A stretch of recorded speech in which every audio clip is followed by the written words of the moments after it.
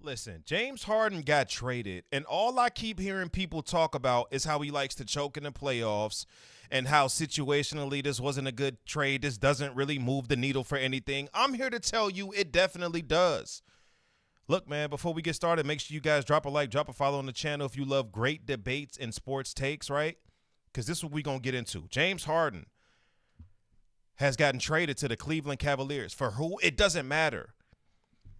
What you guys are not understanding is this puts Cleveland over the hump, over the edge. I don't care what you think about James Harden. We know one thing is for sure. He can put the ball in the hoop. He's an all-NBA player. He's a all-star perennially. And ask yourself this when it comes to James Harden. When was the last time James Harden was on a team where he didn't have to be the number one option? And if he did have to be the number one option, or he wasn't considered the number one option on another team, when was the last time he was on a team where he's not the only primary ball handler? He can come into a situation being the secondary ball handler. There was only 2 instances that I could really, truly, legitimately think of to where these guys were healthy and he wasn't relied upon to be the primary ball handler 100% of the time. And that was OKC early in his career, and they went to the NBA Finals. He was coming off the bench. And I believe it was like 2018, 2019 when he was with Chris Paul back when he was with Houston. And what happened? They almost went to the NBA Finals and beat the Golden State Warriors with Kevin Durant. I mean, unless you want to count the whole Brooklyn stint with Kyrie Irving, them guys was in and out of the lineup. So I don't look at that as a legitimate shot, right?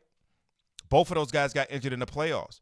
Now he's in a situation where he doesn't have to be the number one option. Not only does he not have to be the number one option, but he does not have to be the primary ball handler.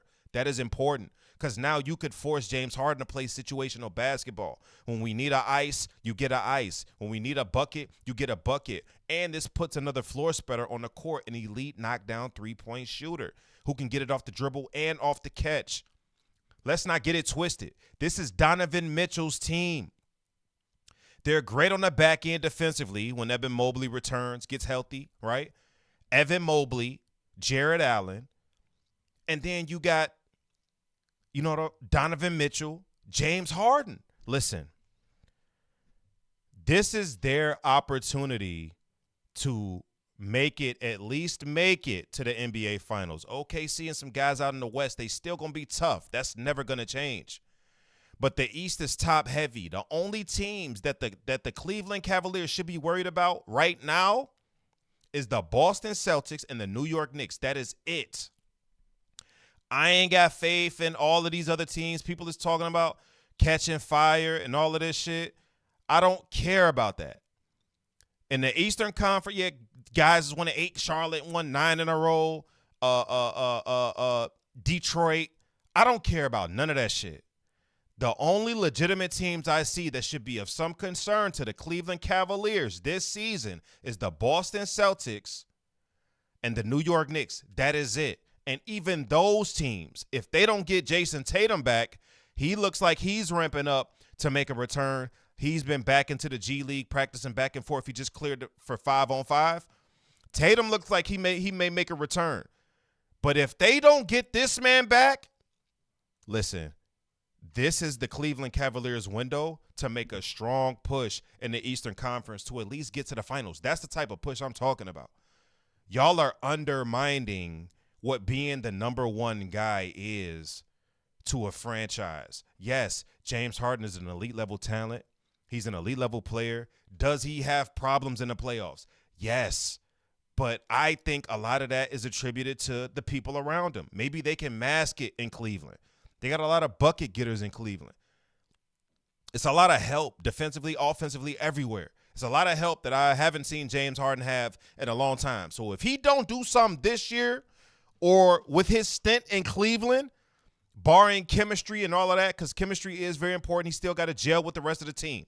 But if James Harden can't find a way to put it together with this roster within the next 2 to 3 years or however long he's in Cleveland, we may have to now start talking about, yo, maybe he just not him. Maybe he just not like that when the lights is shining the brightest.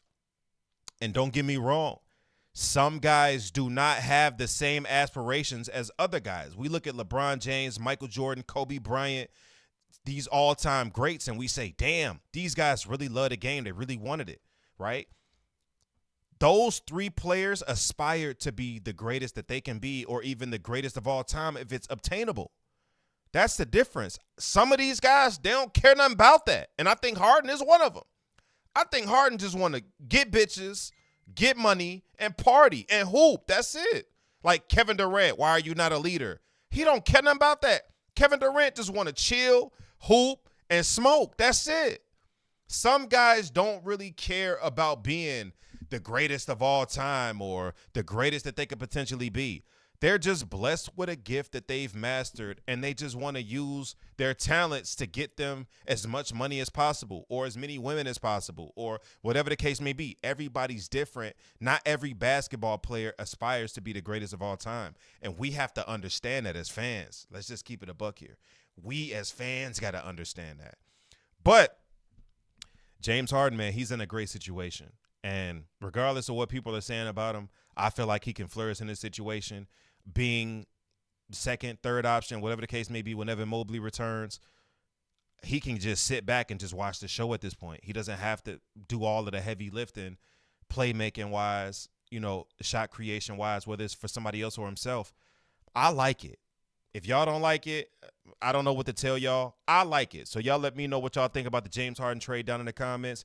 And if you think I got a point with what Cleveland could potentially do this season and moving forward with James Harden running the helm, let me know. As always, don't forget to drop a like, drop a sub. You know what I'm saying? Follow me on all my other socials too. Everything is the same at OGTheBeast_sports. I love y'all. OG out. I appreciate you guys for tuning in. If you enjoyed the video, don't forget to hit that sub button. Also, drop a like on the content. And while you at it, check out these two videos you see on the screen. OG out.